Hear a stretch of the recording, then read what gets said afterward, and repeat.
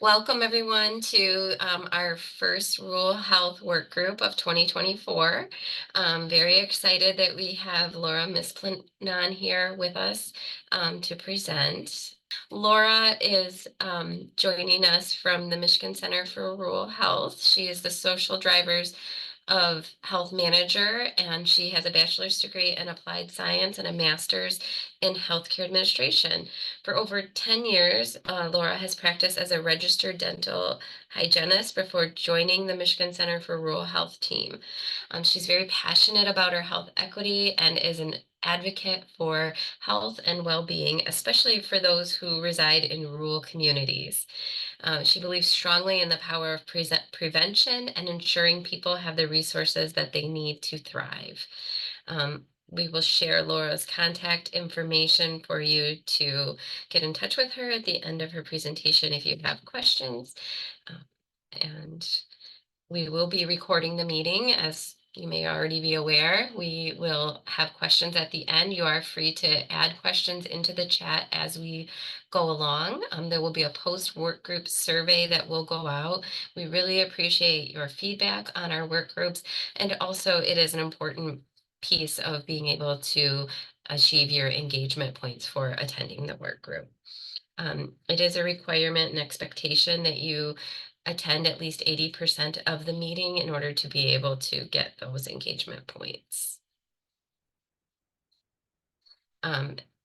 As I said, this is the first of our series for the Rural Health Work Group, and our next one will be in June. Then we have one September and December. If you do not already have these on your calendar, we can definitely share these with you afterwards. Just let us know if you need those sent out to you. And with that, I actually am going to turn over screen sharing because I just jumped ahead. I'll let you take it away, Laura. Perfect, thank you. Well, hi, everybody. I'm excited to be here with you all today. Thank you for taking your lunch hour, I assume, to talk a little bit about the social drivers of health. First, I know Jessica gave a fantastic introduction, but as she mentioned, she made my last name sound fancier than it is, but it's Laura Mispelon. And as she mentioned, I work for the Michigan Center for Rural Health. I will go into kind of what we do and kind of the areas that we work within. But as she had noted, this is a relatively new role for me. I joined MCRH about a year and a half ago. Previously, as she mentioned, I was a dental hygienist, and most individuals think, how did you go from there to here? And I think one of the things that I always do stress is what I loved the most about my job is that prevention piece, and really being able to look at a person as the whole. Oftentimes, especially in healthcare is a great example. We often separate the parts. We don't often think about the mouth impacting the rest of the body. And I think this is kind of an opportunity to kind of connect those dots as well too. So today we are going to talk about this kind of important aspects of identifying the social needs and addressing the social drivers of health, and really what the role the hospital plays with this process. So today, what I hope you kind of glean from this presentation is to understand a little bit more about the basic terminology. I think sometimes as we dive into this work, it's overwhelming. There's a lot of terminology. There's a lot of kind of bearing information about it. And so I hope we can kind of level set a bit when it comes to this work. I also hope that you all understand as a hospital kind of the role that you play and the value for you all and your patients in addressing the social drivers of health. And then at the end, I'm going to briefly touch on just a few roles that I think are exciting to lift up, both with community health workers, but also within the EMS space. So first, I am going to brag just a little bit about the Michigan Center for Rural Health.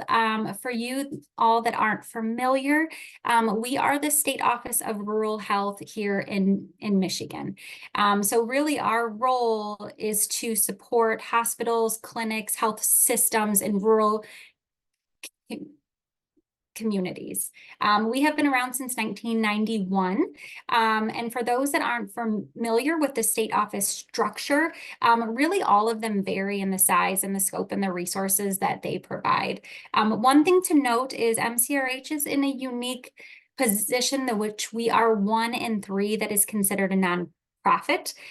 This puts us in a great space to not only, be able to work into the core areas that state offices of rural health work within, but also to extend our reach, which you'll be able to see kind of in the programs that we bring into rural communities.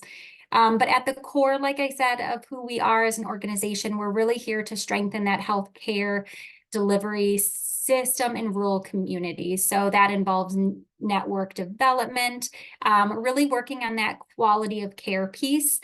We do quite a bit of work in the EMS space. Also, if you are not familiar, our office does provide free continuing education to a wide range of providers. So if you haven't looked into that, those are all shared on our website. But please feel free. Again, it's free. They're all online. Oftentimes we know that it's hard to actually go places to get the CE, so we try to make it as accessible as possible. And then we also do quite a bit of work with the recruitment and retention space. So as an organization, our mission is really to coordinate, plan, and advocate for improved health for Michigan's rural residents.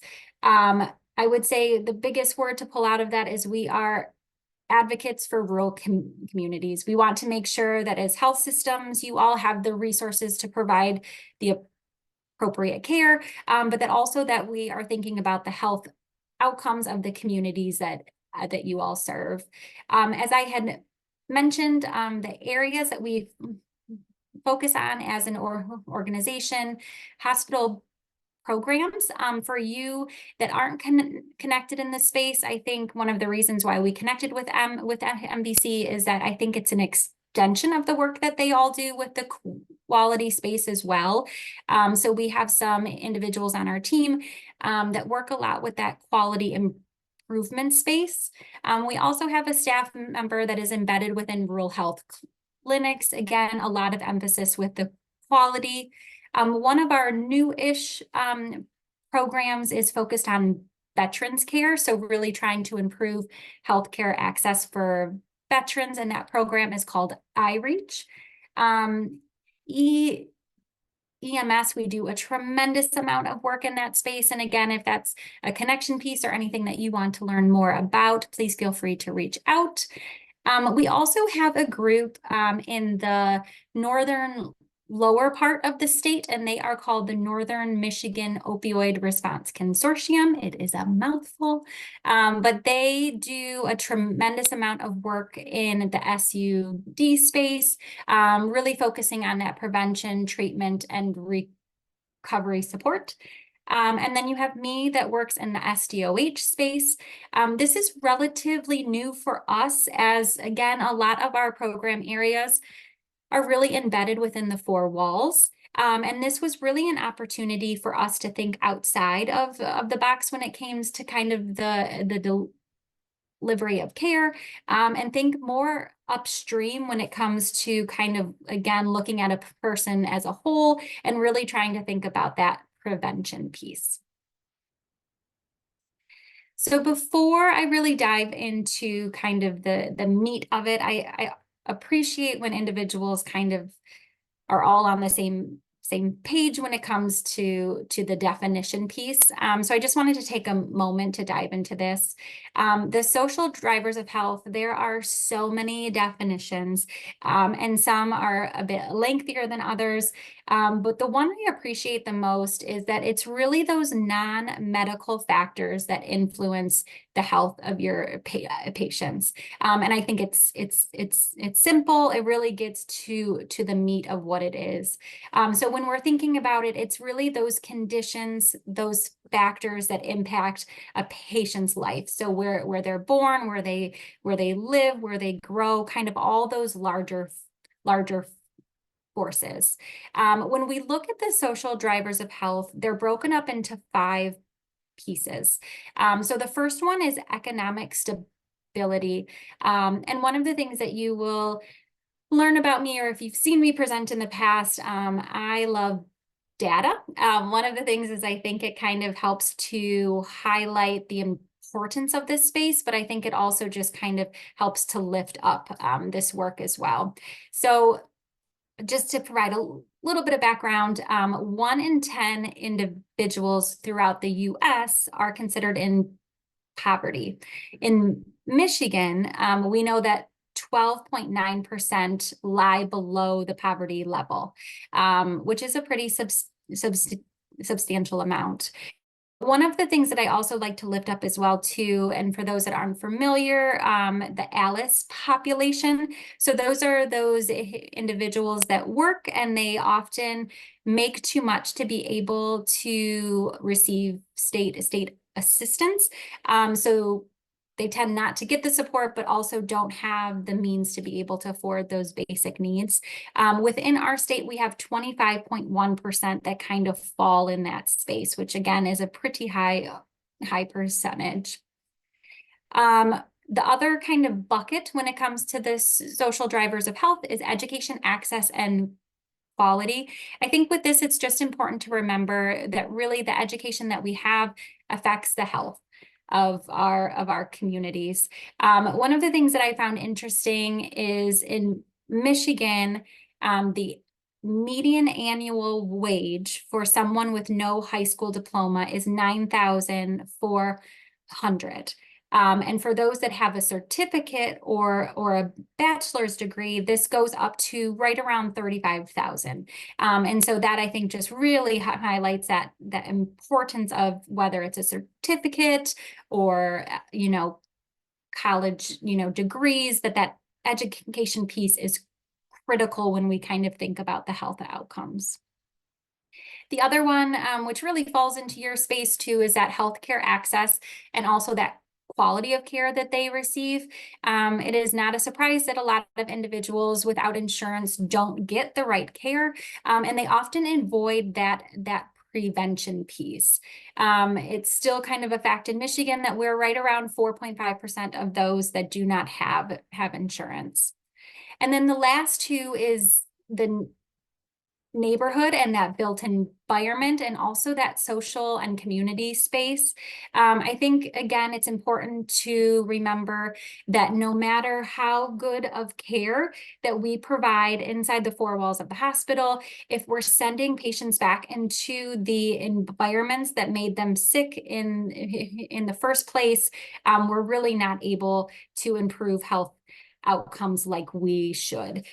So the water that we drink, the air that we breathe, that all affects the quality and the length of life that we have.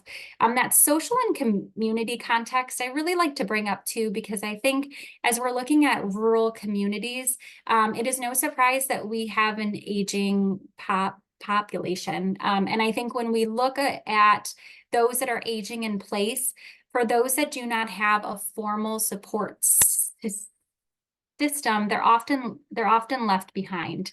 And I think there is such a tremendous amount of value in the relationships that we have, and those all impact our health outcomes. I also wanted just to briefly touch on health equity. I feel like this is a newer term that is now being used, and it really is just identifying that everyone faces their own barriers, and it's providing an opportunity really for everyone to live to the highest level of health. One of the things that I like to identify with this, and I think when you think about equity, at least for me, I always think of that photo with the boxes. So there's a fence and everybody is trying to see over the fence.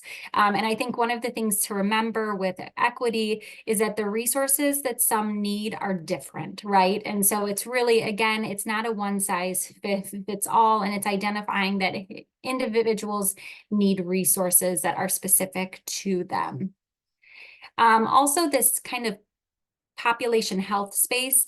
It's one of those things that it can be viewed in multiple ways, but really it's kind of that health status or the outcomes of a specific group.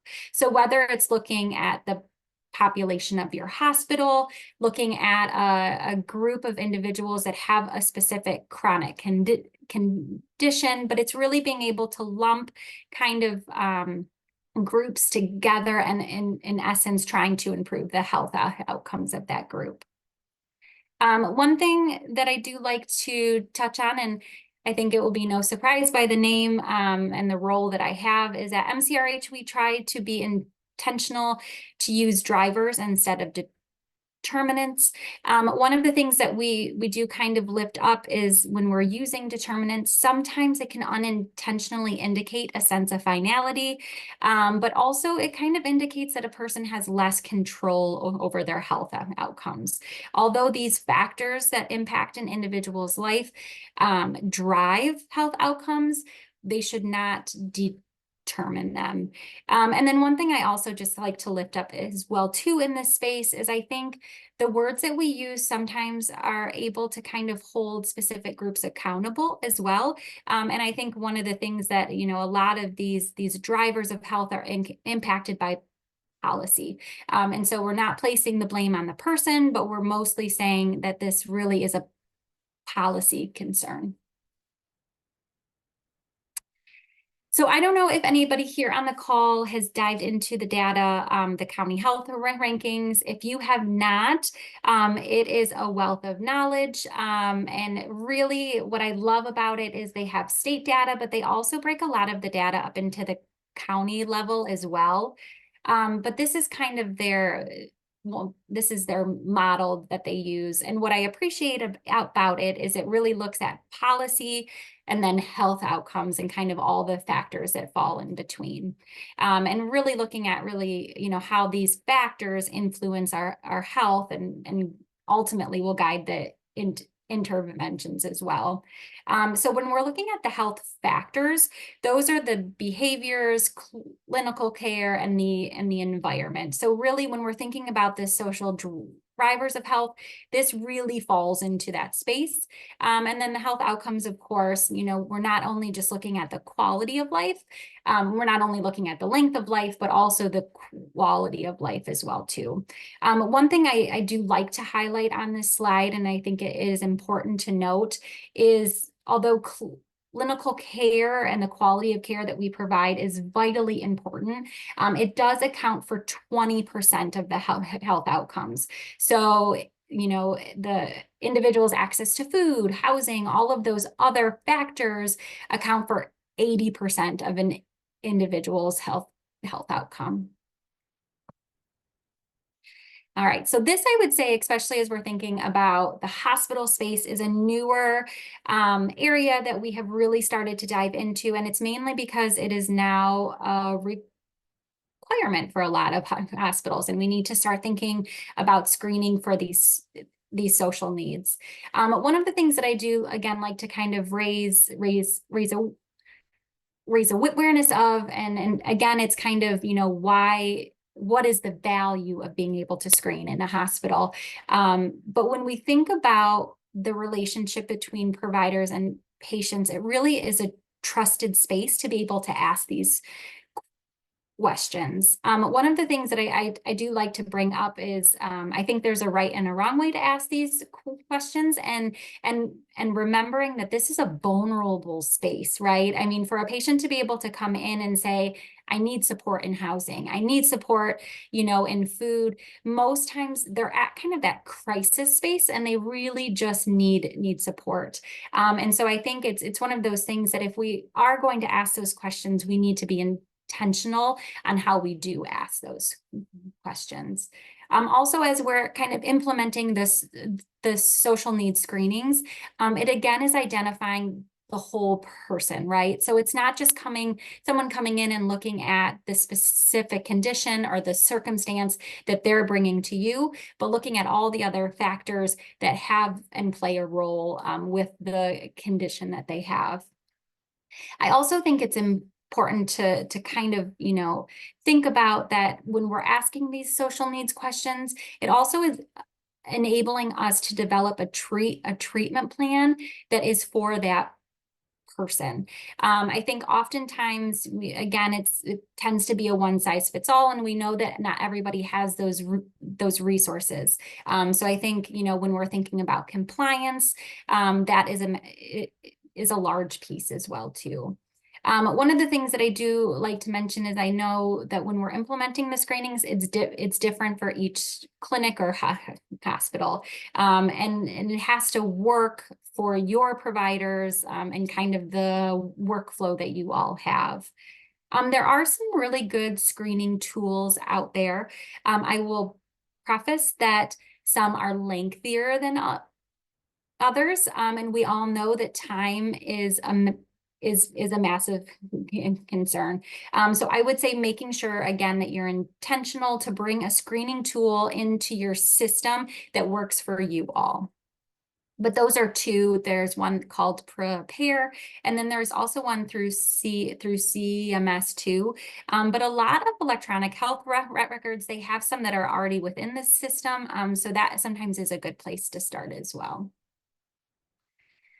All right, so this is a newer slide, and I have the capacity to give a high level overview of this for those that really want to learn more about it. Amanda in our organization is going to be your best friend, but just so you all know, and I imagine you're aware of, for the MBQIP, these measures, we have now two that really fall in the SDOH space.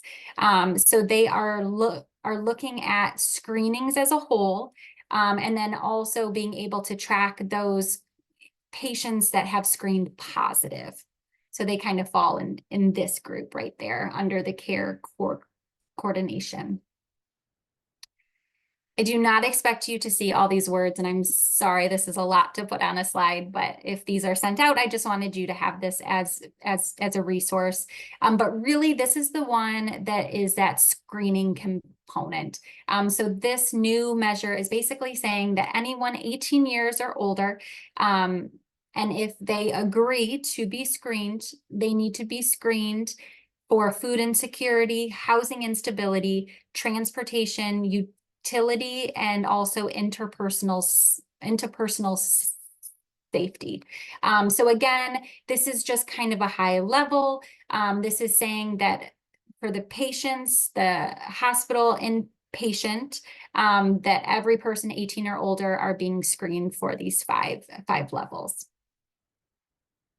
And then this one looks at kind of that outcome piece. So this one looks at, for every patient that was screened, which one screened positive for, again, either the food insecurity, housing, transportation, utility, or the safety piece.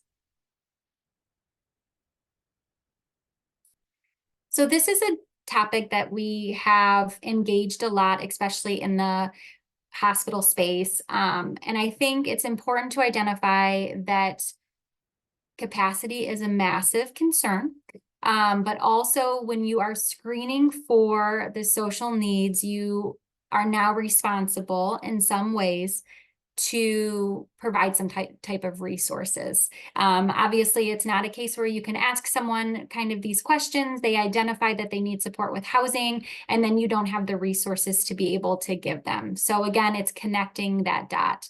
And again, a lot of the feedback we've been hearing from hospitals, this is outside of the scope of work that they do, right? Some often don't know about the resources that are in their communities, but oftentimes I think, again, it's just, this is larger and kind of outside of the space that traditionally you all have worked within.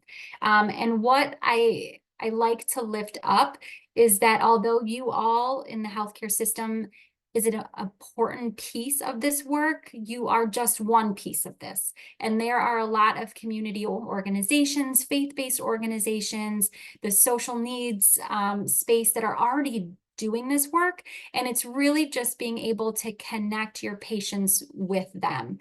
So I listed a few when we're looking at, communities, community action agencies are an incredible resource, the local health department, area agency on aging, veterans.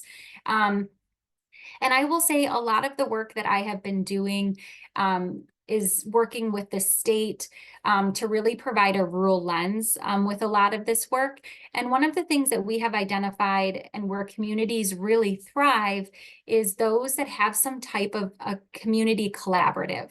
In a lot of communities, this is already going on. But whether it's the community action agencies, the local health departments, the faith-based organizations, every month, every other month, they come together and they share the resources that they have.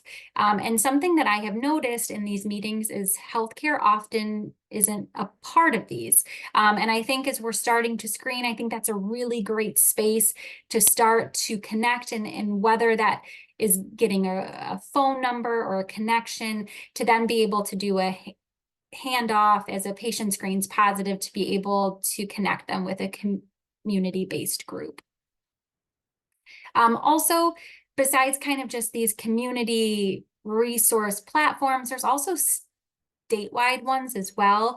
So if for you that haven't heard, we have 211, we have Find Help, and then we also have 988, which is kind of that suicide and crisis more support. And I will say 211, although, and here I have it's kind of statewide, there is counties and they do serve regions. So if you do need support, I know they have cards that they're able to give out. So even if that's a place for you all to start to be able to give a card to a patient, and then they're able to call and connect to some resources. And then I did want to just really highlight that I think when we're thinking about this referral and the resources, kind of to close that loop and making sure that we follow up. I think one of the things that often, we can hand them a resource list, but it's really important to make sure that they were able to connect with the person or with the resource.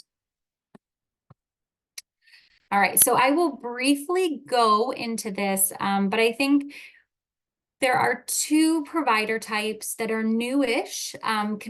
Community health workers, I say ish because they really have been around for a long time, but there was not funding attached to it. And now that there is, which I think is a great, again, kind of opportunity to lift up this provider type.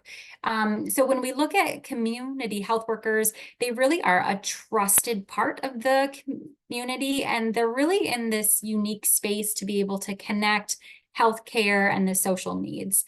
Oftentimes, we see that community health workers are embedded within the local health departments, which put them in a really great space, to be able to understand those resources that exist. But there's no reason why this type that's traditionally been in the local health departments can't be embedded within healthcare as well. And I think when we think about the care team as a whole, especially now that there's funding attached, it's a great kind of opportunity to be able to connect those dots where now you're screening and then you're able to have a person on your team that's also able to help connect them with those resources. One of the things that they also do an incredible job with is helping patients get set up with state assistance. Oftentimes, especially in rural communities, the technology piece can be a barrier. So being able to have clients in your hospitals, clinics, be able to have those the resources and have someone to help, to walk them through the process is a really great thing. And I did just want to highlight, so with Medicaid, there is now funding attached as well. So again, it is a provider type that's been around, but now we are able to get reimbursed for the care that they provide. And this is one that, again, is newer for me to learn about. EMS have, of course, been around forever, but the community paramedicine is a newer role. And what is important, I think, to note about them is that when you think about kind of the EMS role, they really have a strong sense of what their community's like, but also they traditionally go into the homes, and even if someone doesn't identify that they are experiencing food insecurity, often these provider types are able to see it firsthand. So again, not everybody is going to want to disclose this information, and they might not be comfortable right off the bat. But for individuals going into the homes, they're able to see it, and really get a good understanding of the disparities that exist. Another fantastic thing about the community paramedicine is it really addresses that transportation piece as well too, because it's meeting clients where they are at. So a lot of their work involves home visits, and they're really able to connect with patients in their home and kind of take away those barriers that exist often for them to be able to get into either a primary care or some type of setting. I feel like I went through that really fast, but I was told I had a half hour. So hopefully that was a good overview. But really, I wanted to spend some time on questions, concerns. Again, this is a relatively new space for us, and I think we're really excited to walk alongside you all in this space. But I also think, for the resources that we provide, it also is great for us to kind of learn where you all are at, and kind of what you think are barriers that exist in this space. So I appreciate your time, and I think, Jessica, I don't know if we can open it up to questions now. Yes, that would be perfect. We can go ahead and have anybody who has questions, feel free to unmute yourself. You can also put your questions in the chat. And the reason why we kind of keep the presentations to about 30 or so minutes is to really be able to have this time to have some more interactive discussion. I did see that John had put comment in here. Thank you so much for that. Great Start Collaborative usually has resource guides for their communities with tons of local social service community resources. Yeah. If anybody else is aware of thank you for that, John. If anybody else is aware of anything, please feel free to share that in the chat for others that are on that may not be aware. That's what this is all about, is sharing information and knowledge. That being said, I do have a question to kind of get our questions kicked off here. You had mentioned the Northern Michigan Opioid Response Consortium, and as you said, it's a mouthful, which is why I had to write it The down. mouthful, yeah. But could you share with us how folks might be able to get in touch with them if they needed to, or is that available like in your webpage? How do they? Yeah, yep, it is. And I can go ahead and drop that into the chat too. But yes, they have Joyce leads the work up there. And then she also has two additional staff. So it's Jean and Jenny. And they really do incredible work. I always forget the county range, but it's a tremendous kind of range that they're embedded up there. But I will also say that the resources that they provide are obviously within the counties, that they serve, but they're so connected within rural communities throughout the state as a whole. So it's just a really good place to start. So I will put their information in the chat, and please feel free to reach out to them because they really are, they're a great source of information. Thank you. Yeah, I know that's it's an issue that we're all struggling with across the state, and it feels like, especially in some of the rural communities, it can be difficult to get people connected with the right services. So Yeah. that's a wonderful resource to have. Thank Yeah. you. And they do also have, and putting me on the spot, I probably won't remember the exact date, but they do hold a yearly conference as well. So it is in July. So it's July 25th. And it really does bring a lot of individuals in this space, but also those that want to learn more about it and to get connected as well too. So this year they're having it at Treetops, which I think is in Gaylord. But again, on our website, there is quite a bit of information about that. So please feel free to check that out. Thank you. And we do have a question from Stacy Adams in the chat. Are community paramedics in most rural communities here in Michigan that you're aware of? Not that I'm aware of. And I will say again, Andrea in our office would be a really good source of information for this. They had a grant opportunity and it's embedded within the UP, but they are implementing a community paramedicine program up there. So they're helping with the training. And I think it is not as widely used model in Michigan yet. And to be totally honest, it probably has a little bit to do that there is not a specific funding stream for reimbursement. So again, kind of how community health workers started off, a great model, but sometimes hard to sustain if there isn't reimbursement attached to it. Thank you. Yeah, and I know that I've heard from a member recently that they had been working with their PHO on a paramedic community paramedic program. So those might be other opportunities. Try if you're Yeah. connected with a PHO or a PO in your area, you may want to reach out to them. That was also a grant program. So like you said, it's the funding piece is I think where things get a little bit difficult. If others that are on the chat, on the meeting right now are aware of other programs within your community, please feel free to share those again in the chat for your colleagues to have a better awareness of what's around them. That would be really helpful. I know I am interested if anybody wants to come off mute or chat about it. But when it comes to the social needs screenings, are there any individuals on the calls that have started to implement it or have, or, I would love to learn kind of where you are at in this kind of process. Is there brave souls? Yeah. Jennifer, yeah. Hey, Laura. At the Sparrow Community Hospitals, we're we're critical access hospitals. We have one rural community hospital, and part of a system. We've benefited from being part of a larger system, and utilizing Epic, our EHR, to capture this the 5 domains. So we're screening patients, all of our inpatients actually, and looking at all the positivity rate across the domains. And at 2 of the critical access hospitals where I work, we're stratifying the data with our readmissions project to see. We anecdotally know that transportation is an issue for many of our patients. Yeah.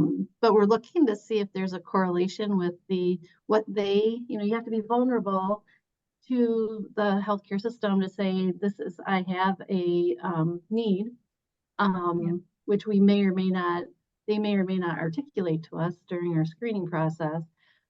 We just know that we hand out a lot of, we don't have Uber and we don't have Lyft, any kind of public transportation. There's one busing system that we have, like a commuter bus. But we hand out a lot of tokens to patients to get them from home, from the hospital, and for other things. So we're stratifying that data, and we've come a long way in a short amount of time, it feels like. But that's the benefit of being part of a larger system that has the resources to be able to put that in place, or help us put that in place. Yeah. Yeah, thanks for sharing. I think, an important piece that I didn't kind of touch on, and Jennifer, you kind of created awareness to it, is I think when we look at, when we're able to really understand kind of the data behind it, it gives us a strong sense of, kind of the barriers that exist that also kind of might affect the processes that we have, but also kind of the financial piece too. One of the things that we talk about as an organization is, the canceled, those no-shows. Oftentimes we just call them non-compliant, right? But sometimes, if we're not understanding that they have a really hard time finding a ride there, or, those barriers that exist, I think, again, we're only seeing one piece of that person, and to understand kind of all the those barriers that exist. I also just want to highlight that I think something that we're trying to work on more as an organization too, and the resources that we provide, is that health literacy component as well too. And I think, you know, sometimes, again, we have just a one size fits all when it comes to the resources that we provide to our patients, but we know everybody has a different background, right? And sometimes those cultural pieces, those also affect the health outcomes and the care we're able to provide. And so I think as we're starting to screen and really understand our communities, we're going to be able to treat them better. And I think it's only going to really improve that quality of care that we provide.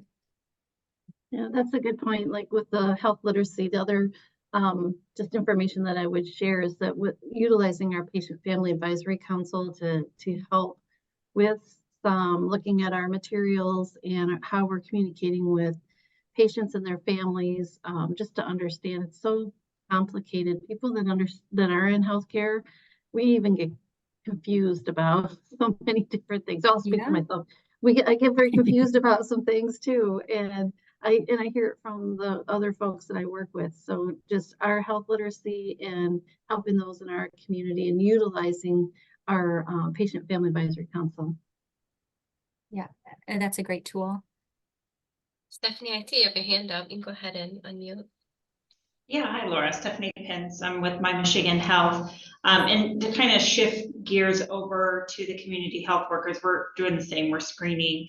Kind of a two-part question. Typically, what kind of background do you see those community health workers coming in with? I think we've had a lot of discussions. Is it a CNA, is it an LPN, or is it someone not with any sort of nursing credentials? Yeah, I love that question. And I think it really is dependent on what works for your system and kind of what works for your workflow, right? I think if you have the capacity to be able to train someone to be able to do that, that's already a part of your care team, then that's a great position to lift up the work that they're already doing.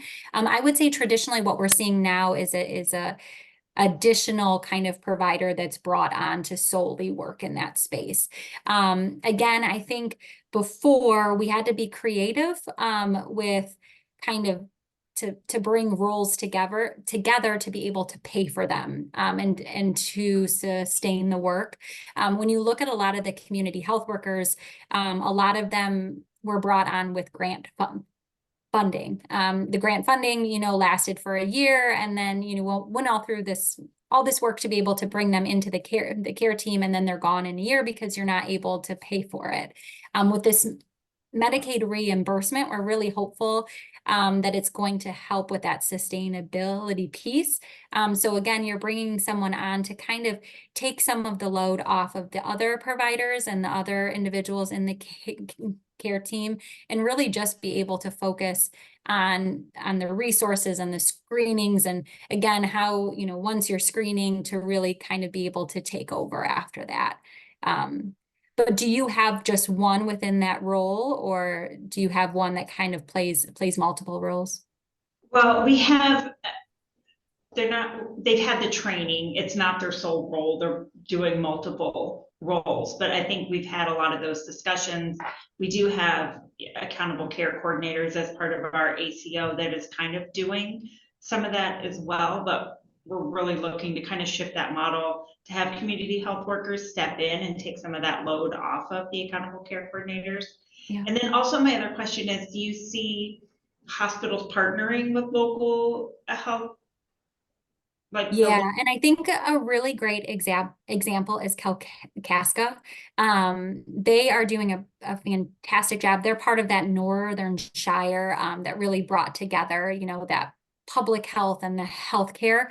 But they actually have a community health worker that is employed with the local health department, but they work at the hospital, which I think is a really great kind of connection piece, because if you have a community health worker that knows all the resources and the programs through the local health department, and then they're able to bring that within the hospital itself. One of the other things, Stephanie, I did want to mention is that we are seeing that connection piece with kind of that chronic care management as well too, because I think when we're thinking about the social drivers of health, it really all does connect together with the conditions themselves. So I think when we're thinking about roles that might be able to be intertwined, that seems like a natural fit as well. Sure. Thank you very much, Laura. That's fantastic information. Yeah, thank you. That kind of makes me wonder if anybody on the call does have something already going on and wants to raise their hand or speak up and kind of share with us what you're doing. That would be really great. And kind of along those same lines, something that you mentioned during your presentation, Laura, was about doing the screening and using that as an opportunity to tailor your care care plan for the patient, because we've heard quite a bit about how frustrating it is sometimes as clinicians to do the screening, not have anything to offer, and sort of having that helpless feeling, but understanding that even though we can't provide housing or we might not be able to provide food, we still can tailor our clinical care accordingly. I'm wondering if there are any tools or guidance on how to help clinicians to start to integrate that into their care, if anybody's doing that that's on the call right now. That's just kind of where my mind was going as you were talking through that. This is Stacy Adams. Can you hear me? Yeah. Okay. I guess I'm not an employee of Sparrow, but I work in the community, and Jennifer might be able to share some more information on this specifically. But what I see in the Lansing area clinics is they're doing exactly what Jennifer says in Epic. They're doing the screenings, and then if it's a positive result, there's a automatic referral to a centralized care team who is housed centrally and then gets in touch with the patient and gets them in the right context to the right resources. So so I work with a number of the clinics that do this process at Sparrow, and it's pretty cool to get them, the resources. So then they have these experts that are getting them in touch with the correct individualized, right? Because Laura talked about the individualized, not a one size fits all. So I don't know if Jennifer is part of that, but that's kind of from my standpoint, it's working really well. This is Jennifer. In the communities, and we have looked at resources that are in each of our communities. And so they're not all like, some of us are 40, 50 miles away from Lansing, where our main hub is. So we have the benefit of being part of the system, but yet we have work that we have to do locally. We have some connections with all of those, but not quite as robust as what the resources that they have in Lansing. Yeah, that makes sense. And we utilized, I know, Laura, you had mentioned the community health needs assessment. There's loads of resources available in the Tri-County area, the Lansing, Eaton, Clinton area. But it gets a little slim pickings when you get to Ionia, Montcalm. So it does. And I think, when we're looking at kind of the importance of that connection piece and being able to collaborate with people that are doing this work. The simple fact is in a lot of rural communities, it tends to be more of a word of mouth. They know that a church every Thursday provides, meals, or, there are people embedded in the community that really understand those resources, which is another reason why, models like the community health workers kind of are fantastic as well, because they are embedded in the communities. They know the resources that exist. Part of their role is to really understand what's there, right? And I think, one of the things that we notice is for some organizations that don't traditionally work in the resource space, they try to put together a resource list to provide to patients. And I would say it's beautiful in theory, but it takes a lot of work to update those, right? And the resources change all the time. The funding streams change all the time. And so as a patient, the most frustrating thing could be to be vulnerable, say you need help, us provide you with a list of resources, and then 4 out of the 5 don't actually connect them to the resources that they need because the funding's not there anymore, the organization's not there anymore. So I would, one of those things is I would caution. I think although we want to maybe play a larger part in this, I think there's a part for us to play. But I also think if we're going to do it, we need to be intentional about it. But that connection piece, and again, knowing what's already being done, I think is a huge part within this work. And the simple fact is, like, healthcare systems, especially in rural communities, it's time, being able to make the time to make these resource lists, update them, all of this stuff takes time. And if there's already an organization that's doing this and putting these resources together, there's no reason why we can't lean on them, and to be able to support these resources.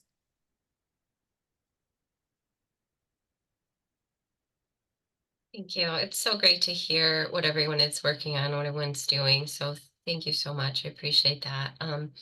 We do have a couple of final announcements, but before I get into that, just want to make sure if are there any other questions that folks wanted to unmute and ask or drop in the chat? Give you a second to do that while I pull up the last couple of slides to finish out our work group here. And I do just want to say too, as I kind of mentioned at the beginning, as a state office of rural health, we work for you all. Our role is to provide the resources that you need, and really to walk alongside you in any of these efforts. So, if there is a resource you need, if there is something that we can help to support, that's what we are here for. So please don't hesitate to reach out.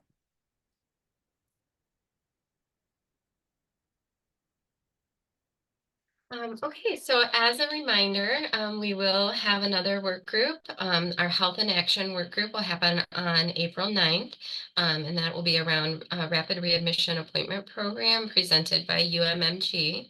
And then after that, in April, we have our sepsis work group, which will be presented by Oak Lawn on a sepsis algorithm and provider documentation tips.